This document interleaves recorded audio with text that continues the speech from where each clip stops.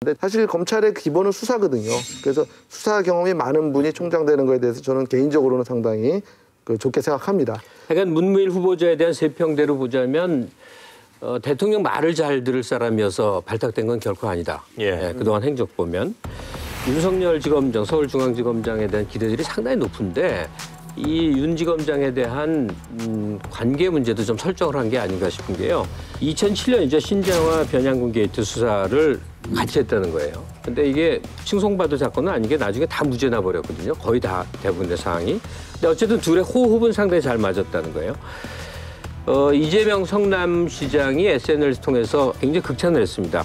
적폐청산과 공정국가 건설의 첫 길을 제대로 열 사람이 문무일 후보자다라고 평가를 한 거죠. 저는 이번에 그런데 이 문무일 후보자를 보면서 강민구 변호사 증언했지만 어쨌든 수사통이고 실무적인 면에서 강하다는 얘기를 들으면서 그럼 이번 정권에서 힘을 주는 곳이 혹시 검찰이 아닌가라는 생각도 약간 하게 되더라고요. 그러니까 앞으로 이제 뭐 법이 어떻게 개편되고 개헌이 어떻게 될지 모르겠지만은 결국에는 공수처가 대선 공약이었기 때문에 공수처에 결국 힘이 실리는 결과를 낳게 되지도 않을까라는 생각하게 되고 그쪽 인선이 어떻게 되느냐에 대해서 오히려 관심 갖게 되고 반대로 그러면은 설립 과정에서 반발이 있을 걸 좀 대비해가지고 검찰 내 신망이 두루 높은 문무일 후보자에게 뭐 악역이라고 표현했지만은 그런 어려운 책무를 좀 맡긴 것이 아닌가라는 생각도 좀 하게 되더라고요. 검찰은 경쟁 조직을 설립하는 쪽으로 방향을 잡은 게 아닌가라는 생각이 들더라고요.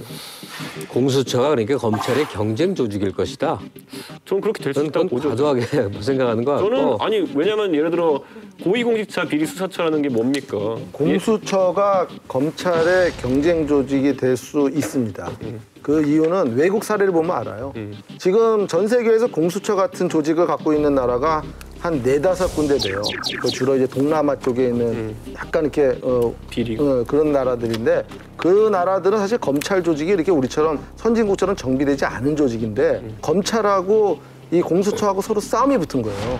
그래갖고 막 서로 막 구속영장을 청구하고 난리를 친 적이 있어요. 그래서 분명히 아마 갑생께서는 그걸 지금 약간 안 좋게 말씀하셨지만 사실입니다. 그게 공수처가 되면은 분명히 검찰을 수사를 타겟에서 할 거고 검찰은 또 공수처를 또 수사를 할 수도 있어요. 강민구 변호사가 지금 그랬잖아요. 공수처 비슷한 조직을 갖고 있는 나라가 전 세계에 뭐 4-5개 국가밖에 없다. 그런데 뒤집어 생각하면요. 전 세계 한국 검찰만큼 막강하고 그렇죠. 이렇게 터치받지 않는 그런 강한 권력을 가진 데가 또 없어요. 그러니까 일정 정도의 문민화라는 게 결국은 힘을 분산시키자 하는 건데 기성 검찰은 싫겠죠. 자기 힘이 이제 약화되고 축소되는 거니까. 근데 검찰에 대해서 저보다 아세요?